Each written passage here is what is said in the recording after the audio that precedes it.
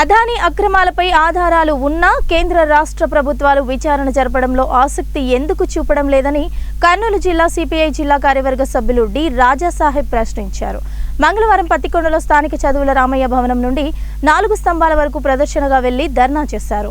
భారత communist party దేశవ్యాపిత పిలుపులో భాగంగా సిపిఐ పట్టణ కార్యదర్శి రామాంజనేయులు అధ్యక్షతన జరిగిన కార్యక్రమంలో ముఖ్య అతిథిగా పాల్గొన్న జిల్లా కార్యవర్గ సభ్యులు డి రాజాసాహెబ్ వ్యవసాయ కార్మిక సంఘం జిల్లా కార్యదర్శి ఎం నబీర్ రసూల్ మాట్లాడుతూ అదానీ గ్రూప్ కంపెనీల అవినీతి, తప్పిదాలు, క్రోనీ క్యాపిటలిజాన్ని ప్రోత్సహించడంలో కేంద్ర ప్రభుత్వ పాత్ర ఉందని తెలిసినా ఎందుకు దర్యాప్తు జరపడం లేదని ప్రశ్నించారు.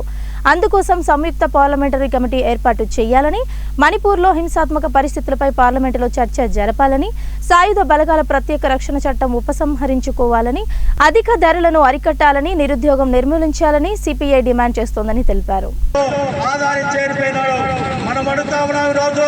నరేంద్ర మోడీ బీజేపీ నాయకుల్ని, బీజేపీతో అడ్డగలుగుతున్నటువంటి పార్టీ నాయకులు కూడా ఈ రోజు ఆదానికి వేల కోట్ల రూపాయలు ఏ రకంగా వచ్చిందో ఈ దేశంలో ఉన్నటువంటి పేద ప్రజలు నిరంతరం కూడా కష్టించి పనిచేస్తున్నటువంటి సంపాదిస్తున్నటువంటి ఆస్తులు కొలగబడినట్టు నరేంద్ర మోడీ ఈ ఆదానికి కట్టబెడుతున్నాడు. నరేంద్ర మోడీ నోరు మెదపకుండా పార్లమెంట్ లో సమాధానం చెప్పకుండా ఈ రోజు తప్పించుకొని తిరుగుతూ ఉన్నాడు.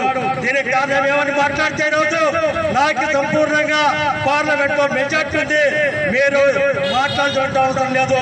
నరేంద్ర మోడీ ఈ రోజు ఆదాన్ని పెంచి పోసుకుంటూ మా బినామీ పేరుగా ఈ రోజు బీజేపీ ఆదాయాన్ని రోజు పెంచిపోతా ఉంది.